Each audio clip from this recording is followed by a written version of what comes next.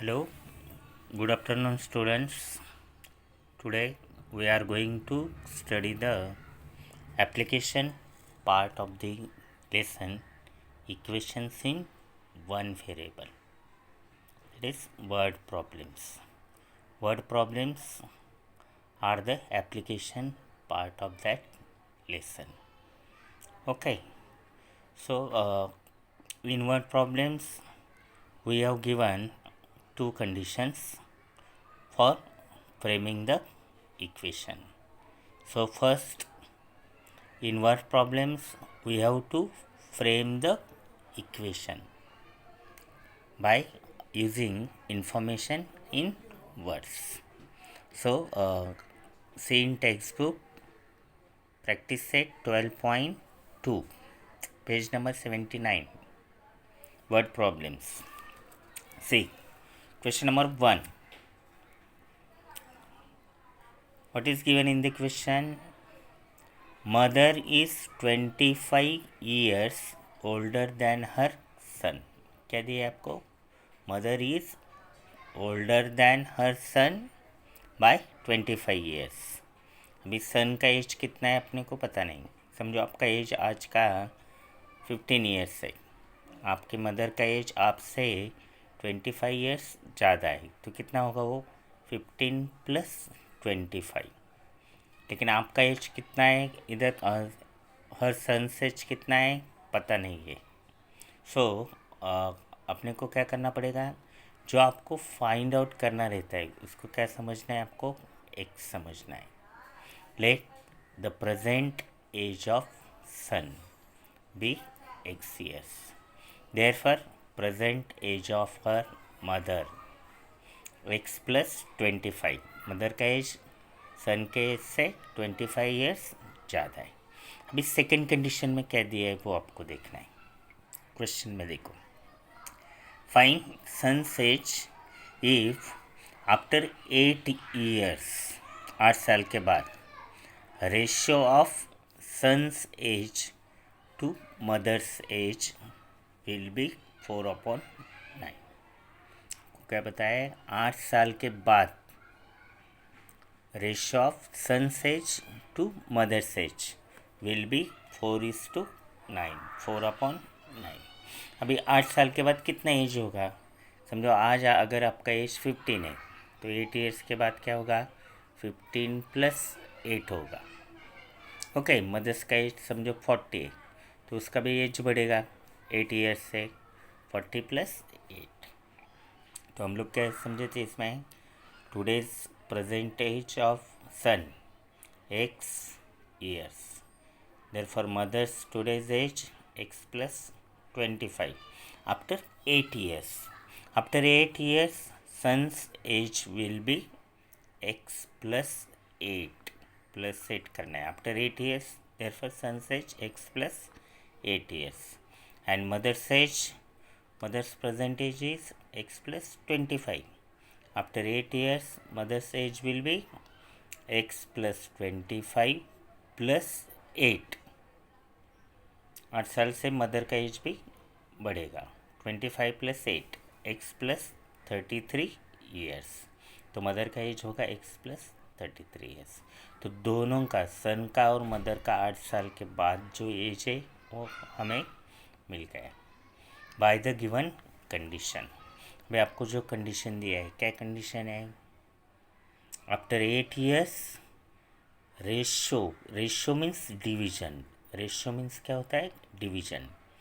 Division of son's age, division of son's age to mother's age is 4:9, 4/9 by the given condition. 8 साल के बाद son का age x + 8, mother's का age x + 33, that is equal to 4/9. अभी equation हो गए. तो पहले ऐसे इक्वेशन आपको क्या करना है? फॉर्म करना है. और इक्वेशन बाद में कैसे सॉल्व करते हैं आपको पता है? क्रॉस मल्टीप्लाई करना रहता है इसमें. 9 × x + 8 मल्टीप्लाई करो. 9 × x + 8 is equal to 4 × x + 33. 9 into x, हर एक को एक एक को मल्टीप्लाई करना है। 9 इंटू एक्स 9x, 9 8 ज़ा 72, that is equal to 4 into x 4x plus 4 into 33, 4 into 33 दोनों को मल्टीप्लाई करना है। 4 इंटू एक्स 4x, 4 इंटू 33 132। तो अभी ये कैसे सॉल्व करना है आपको पता है। x के टर्म लेफ्ट हैंड साइड में लेने का, नंबर्स राइट हैंड साइड में। सो 9x प्लस 4x से इधर आके minus 4x, that is equal to 132 minus ये प्लस 72 है, इधर आके माइनस 72। साइड चेंज कर दिया तो साइन चेंज होता है, प्लस का minus. 9x minus 4x 5x, 132 माइनस 72 60। x इज़ इक्वल टू ये मल्टीप्लाइड बाई 5 ये इधर आके डिवाइड होता है, x इज़ इक्वल टू 12। तो x क्या था, क्या समझे थे हम लोग, x present age of son, x therefore son's present age x is equal to 12 years. तो आपको मदर का भी प्रेजेंट एज फाइंड आउट कर सकते हैं आप। मदर का प्रेजेंट एज था x प्लस 25, x की वैल्यू है 12, 12 plus 25 37 years. Okay, now see example number 2। Question पहला अच्छे ढंग से आपको रीड करना है। Question number 2, the denominator of a fraction is greater then it's numerator by 12। अब ये न्यूमरेटर और डिनोमिनेटर किस में आता है, फ्रैक्शन में, रैशनल नंबर में। न्यूमरेटर अपॉन डिनोमिनेटर ऐसे रहते हैं ना, न्यूमरेटर अपॉन डिनोमिनेटर नंबर्स होते। तो आपको क्या दिया है, denominator is greater then it's numerator by 12। अभी न्यूमरेटर कितना है हमें पता नहीं है, न्यूमरेटर पता चलेगा तो डिनोमिनेटर फाइंड आउट कर सकते। न्यूमरेटर को क्या समझना है आपको, x, let the numerator be x, numerator को x समझो। Therefore denominator is equal to x plus 12, 12 से ज़्यादा है वो numerator denominator by the given condition. अभी न्यूमरेटर पता है आपको, डिनोमिनेटर पता है। अकॉर्डिंग टू गिवन कंडीशन, क्या कंडीशन दिया है, if the numerator is decrease by 2। अगर ये न्यूमरेटर है ये डिक्रीज बाय 2 मतलब -2 किया, एंड न्यूमरेटर कितना था अपना, और डिनोमिनेटर x प्लस 12 वो बाद में सब्स्टिट्यूट करेंगे, and denominator is increase by 7। अगर हम ये 7 से बढ़ाएंगे, if numerator is decrease by 2 मतलब -2 करना है, and denominator is increase by 7, the new fraction becomes is equivalent to 1/2। Condition देखो क्या है, न्यूमरेटर पता नहीं था, x समझे, denominator is greater than numerator by 12, therefore denominator is equal to x plus 12 according to given condition. क्या condition दिया है, if numerator is decrease by 2 and denominator is increase by 7 मतलब plus 7, it is equivalent to 1/2। तो इसमें value substitute करो numerator और denominator का। Numerator का वैल्यू कितना है, x माइनस 2, और डिनोमिनेटर का वैल्यू कितना है, x प्लस 12 प्लस 7। 12 प्लस 7 आप कर सकते हैं, 12 प्लस 7 19। तो बाय क्रॉस मल्टीप्लिकेशन ही आपको सॉल्व करना है। 2 इंटू कैसा करना है, 2 into x minus 2 equal to 1 into x plus 19, 2 into x 2x minus 2 2 ज़ा 4 इक्वल टू 1 से मल्टीप्लाई करेंगे तो वही आएगा 1 इंटू एक्स एक्स, 1 इंटू 19 19। अभी क्या करना है, एक्स के टर्म लेफ्ट हैंड साइड में लेना है, ये 2x यही साइड में रहेगा, ये प्लस एक्स जो है इसको इधर लेके आओ, -x होगा, और ये -4 जो है उसको इधर लेके आओ, ये -4 है इधर आके +4 होगा, 2x -x is equal to 19, -4 become +4, 2x -x मतलब 1x, 2x - 1x x is equal to 23। तो x क्या था, x मतलब क्या था, numerator x is equal to 23, denominator कितना, x + 12, 23 + 12 35। देयरफॉर रिक्वायर्ड फ्रैक्शन मतलब क्या होता है, न्यूमरेटर अपॉन डिनोमिनेटर, न्यूमरेटर की वैल्यू कितनी है 23, denominator 35, therefore required fraction is 23/35। तो ये ऐसे वर्ड प्रॉब्लम सॉल्व किए जाते हैं। आपको जो इन्फॉर्मेशन एग्जाम्पल में दिया रहता है उससे क्या करना है, आपको इक्वेशन जो फाइंड आउट करना है उसको x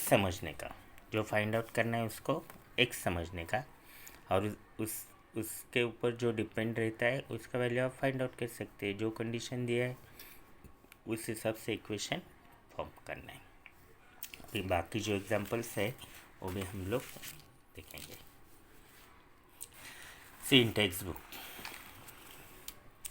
the ratio of, third example, the ratio of weights of copper and zinc in brass is 13:7। Brass मतलब पीतल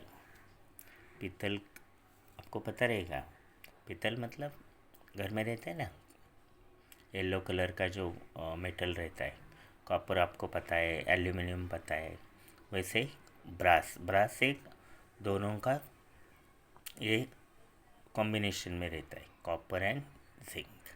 तो उस ब्रास में कॉपर और जिंक का जो प्रोपोर्शन है वो कैसा है, 13:7, मतलब 13 पार्ट्स कॉपर होता है और 7 पार्ट्स जिंक होता है।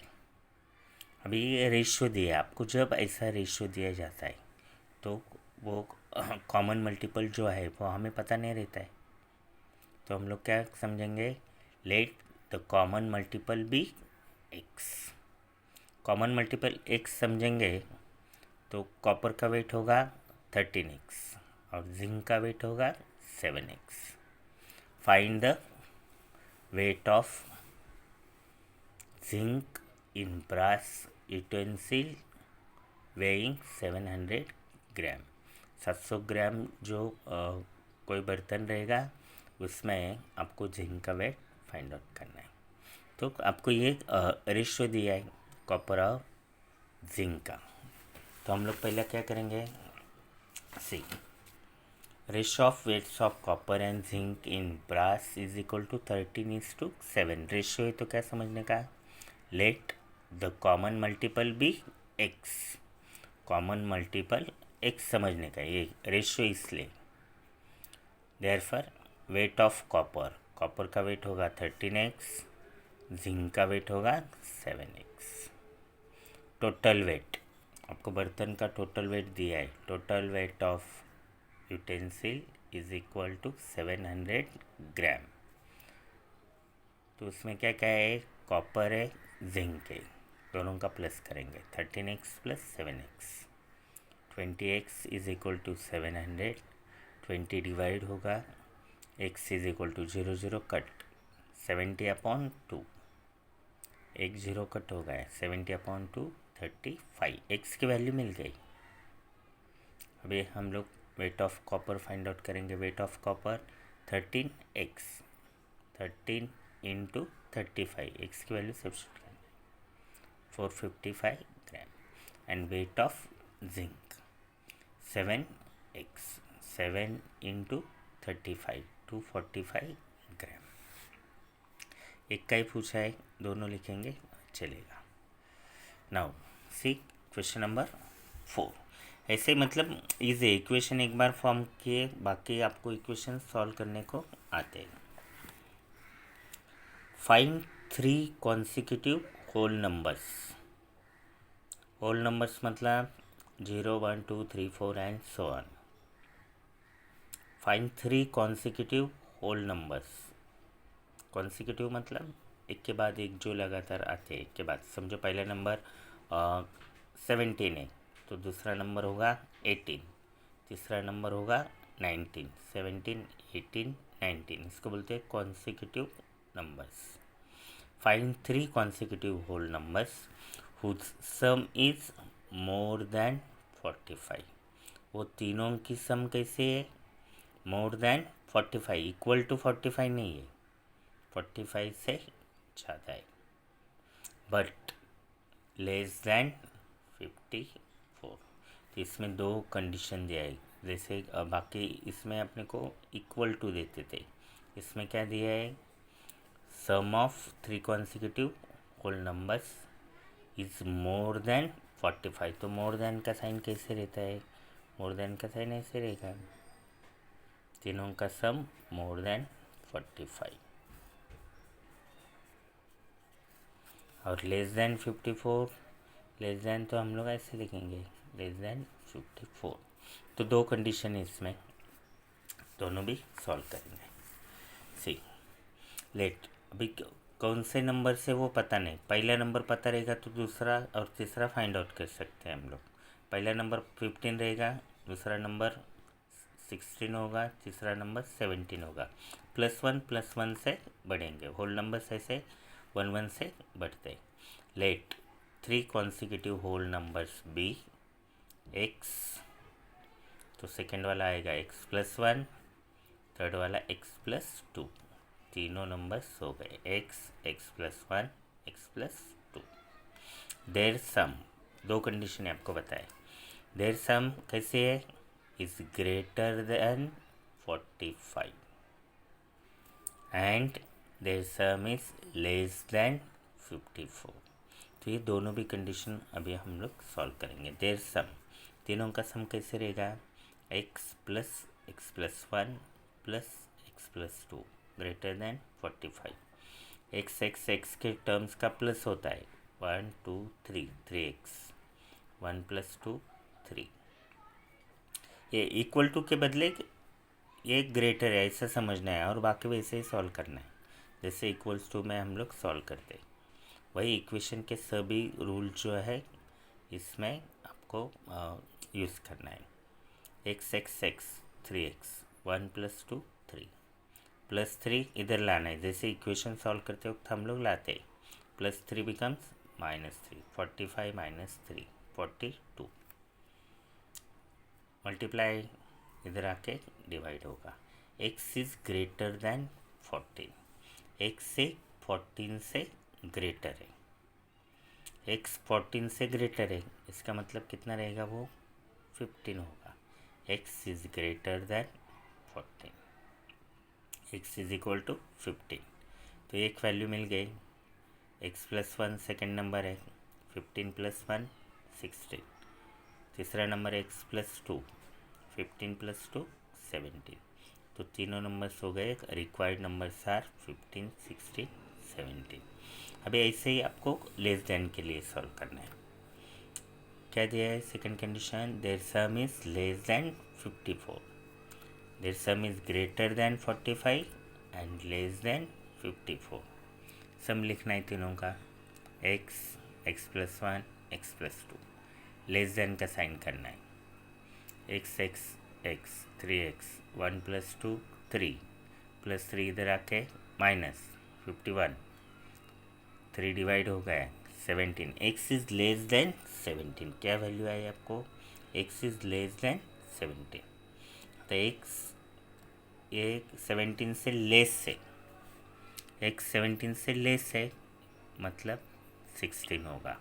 होल नंबर से ना, 17 से लेस होल नंबर कौन सा है? 16। तो दूसरा नंबर होगा x+1, +1 करना है, x is equal to 16, therefore x+1 is equal to 16 + 1 17, x+2 is equal to 16 + 2 18। Therefore required numbers are 16, 17, 18, तीनों नंबर्स हो गए। ओके, तो ये दोनों भी रिक्वायर्ड नंबर्स का जो ग्रुप है ये हमें आंसर में लिखना है। रिक्वायर्ड नंबर्स आर 15, 16, 17 और 16, 17, 18। Now see question number 5। Question number 5 जो है वो आपको 2 डिजिट नंबर का क्वेश्चन है। 2 डिजिट नंबर मतलब कैसे होता है पहले आपको पता होना चाहिए। 2 डिजिट नंबर मतलब समझो ये 45 नंबर है।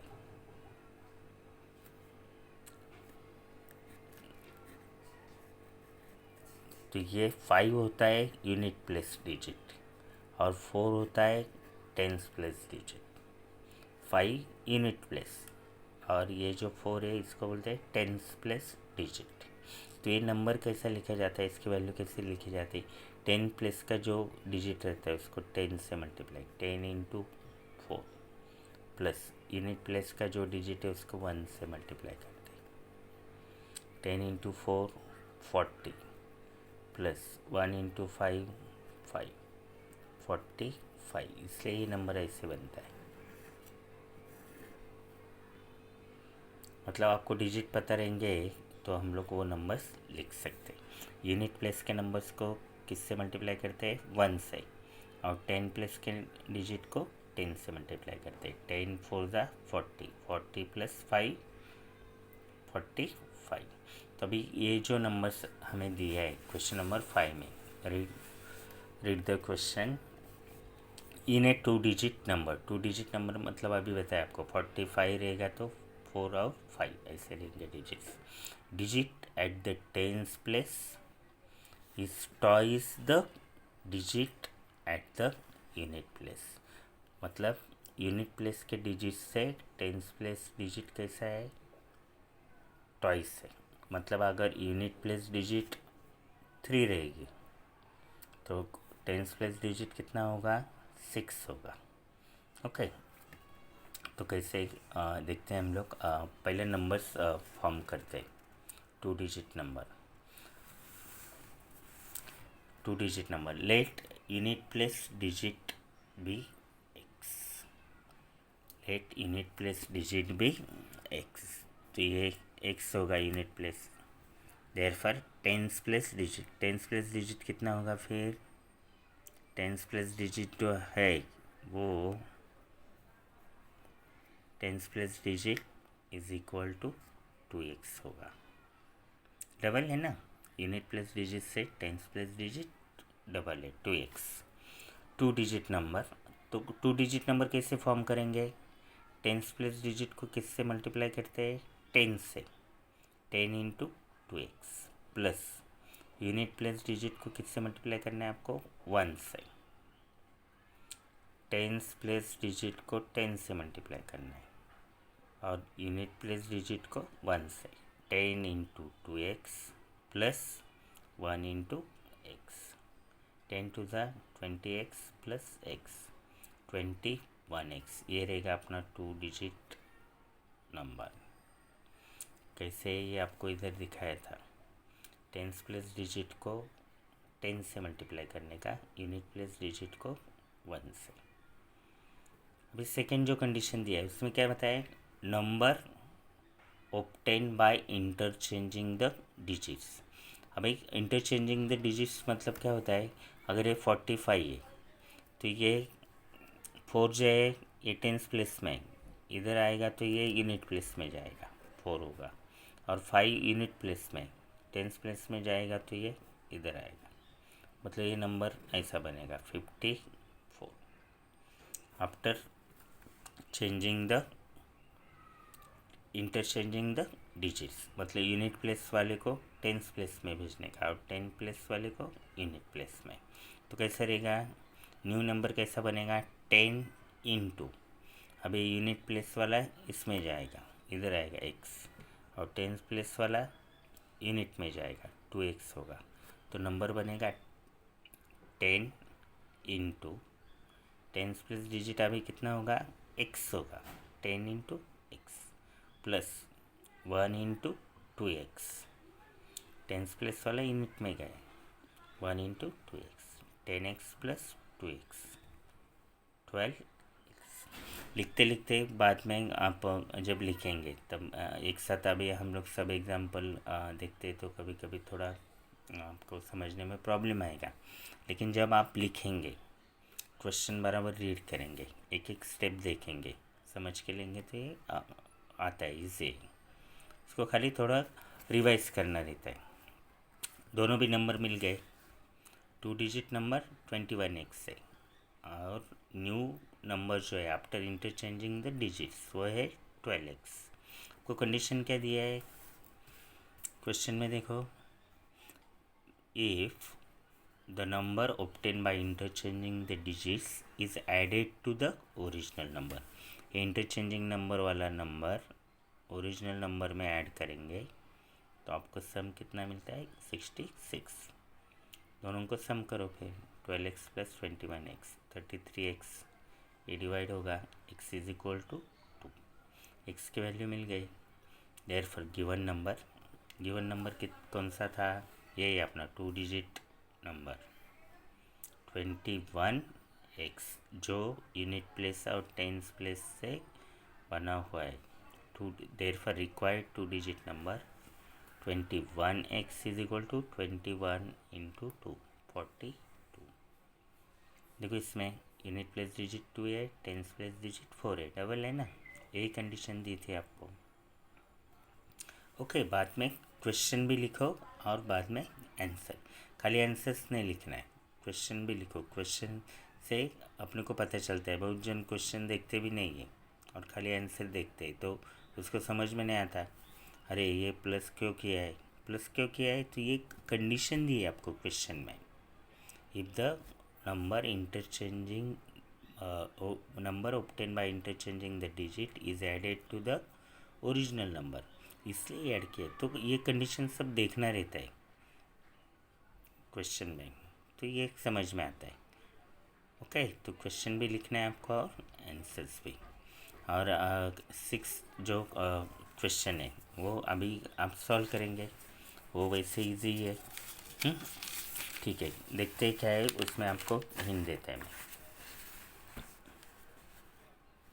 Some tickets of ₹200 and some tickets of ₹100। 200 के कुछ टिकट्स है, 100 के कुछ टिकट्स है of a drama in a theatre were sold. The number of tickets of ₹200 sold was 20 more than the number of tickets of ₹100। 100 के जितने tickets बेचे हैं उससे ज़्यादा 200 के कितने हैं, 20 मोर है। हमें 100 के कितने पता है क्या, हमें नहीं है, तो 100 के टिकट्स कितना समझना है आपको, x।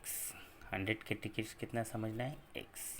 तो 200 के कितने होंगे, x + 20 होंगे, 20 से ज़्यादा है ना, 100 के टिकट्स एक समझो, देयरफॉर 200 के 20 मोर है, x + 20। तो टोटल आपको जो कलेक्शन हुआ है वो कितना है, 37,000। समझो 100 के 50 टिकट्स गए तो अमाउंट कितना होगा, 100 × 50 5,000 होगा। 200 के समझो 200 के 60 टिकट्स गए तो 200 × 60 ऐसे करना रहता है आपको। ओके, जितना टिकट उससे वो अमाउंट से आपको मल्टीप्लाई करना रहता है। तो इक्वेशन कैसे बनेगा उसका, 100 × x 100x + 200 × x + 20 = 37,000। बाद में 100 × x 100 × x 100x + 200 × x 200x 200 × 20 multiply करना है, 4,000 आएगा। ये 100x 200x 300x होगा, प्लस 4,000 इधर आके माइनस होगा, बाद में आपको वो सब सॉल्व करना है इक्वेशन। ओके, उसका आंसर चाहिए तो आपको मैं भेज देता है। ठीक है, बाकी एग्जांपल तो आपको बताए गए, ओमिट है। ठीक है, एटलीस्ट जो 6 एग्जांपल्स है, इस 6 एग्जांपल्स आपको क्वेश्चन पहले रीड करो, आंसर्स अच्छे राइटिंग में लिखो, रीड करो। एक बार लिखने से ये नहीं आता है, उसको सोच समझ के थोड़ा खुद देखना रहता है। खाली डोंकी वर्क करेंगे, लिखेंगे, कुछ फ़ायदा नहीं होता है। खुद आपको ऐसे जो इक्वेशंस है वो फॉर्म करने को आना चाहिए। और कुछ सॉल्व एग्जांपल्स भी है जैसे, क्योंकि एग्ज़ाम में बहुत बार सॉल्व एग्जांपल हम लोग देखते नहीं हैं और एग्ज़ाम में बराबर उस टाइप का एग्जांपल आ जाता है। तो ये जो समझो ये एक्टिविटी है, तो ये आपको करना है। इसमें देखो आपको ये रेक्टेंगल दिया है, उसका ब्रेड्थ है x और लेंथ कितनी दी है, length is 3 times the breadth. 3 times मतलब कितना होगा, 3 टाइम्स मतलब 3x होगा। ब्रेड्थ x है तो लेंथ कितनी होगी 3x। तो आपको ऐसे ही बाद में पेरीमीटर ऑफ रेक्टेंगल क्या होता है, पेरीमीटर ऑफ रेक्टेंगल का formula 2 into L plus B is equal to, ये पेरीमीटर का फॉर्मूला है जो कुछ दिया रहेगा, 2 length plus breadth. Perimeter means sum of the length of all side, 2 length होते हैं और 2 ब्रेड होते हैं। 2 इंटू लेंथ कितना है 3x, तो ये सब सॉल्व कर सकते हैं आप। 2 इंटू 3x और ये 1x, 3 प्लस 1 4 होगा।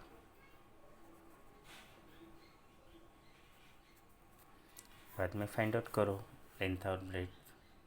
ठीक है, ऐसे जो एक्टिविटी टाइप क्वेश्चन है आप जब खुद सॉल्व करेंगे खुद को आना चाहिए। ये भी आपको दिया है, Joseph weight is 2 times the weight of his younger brother. Joseph का वेट उसका जो छोटा भाई है उससे डबल है। छोटे भाई का एज कितना है x, देयरफॉर जोसेफ एज जो है वो कितना होगा 2x। दोनों का वेट कितना दिया है, दोनों का वेट दिया है, वेट दोनों का वेट का जो सम है वो कितना है 63, x प्लस 2x 63 सॉल्व करना है। ऐसे छोटे छोटे क्वेश्चंस भी आपको आना चाहिए। बाकी ये जो सॉल्व एग्जांपल्स है ये भी सॉल्व कर दो। जितना ज़्यादा एग्जांपल्स आप सॉल्व करेंगे उतना ज़्यादा आपको आएगा, वो कॉन्सेप्ट जो है क्लियर होगा। क्योंकि जो ज़्यादा मार्क्स को क्वेश्चंस होते हैं वो जनरली वर्ड प्रॉब्लम्स होते हैं, जो 3-4 मार्क्स के क्वेश्चंस है उसमें ये आते। तो ये आपको अच्छे ढंग से करना है, क्योंकि ये आपको नेक्स्ट ईयर भी आपको बताए कि इक्वेशंस इन 2 वेरिएबल्स, ये चैप्टर भी आपको होता है। ओके, तो अभी आप क्या करेंगे, अभी सभी एग्ज़ाम्पल जो है 1 to 6 ये ये सभी एग्जाम्पल्स क्वेश्चन लिखना है और उसके नीचे आंसर्स अच्छे राइटिंग में, जैसे मैं लिखा था ऐसे आपको लिखेंगे तो पढ़ने में वो ठीक रहेगा। वो सब अच्छे राइटिंग में लिखेंगे नहीं, वो किधर कचरे में बाद में जाता है पता नहीं। अच्छे राइटिंग में रहेंगे तो हम लोग खुद उसको संभाल के रखते हैं। ओके, तो 1 to 6 से आंसर्स लिख दो और सॉल्व एग्जाम्पल भी कम से कम टेक्स्ट बुक में सब एग्जाम्पल जो है स्टडी करते वक्त ये सब आपको देखना है, खाली एक्सरसाइज देखना नहीं है, एक्टिविटीज़ रहेंगे। Okay, thank you. तो अभी ये चैप्टर मेरे ख्याल से अपना हो गया है। Okay, thank you.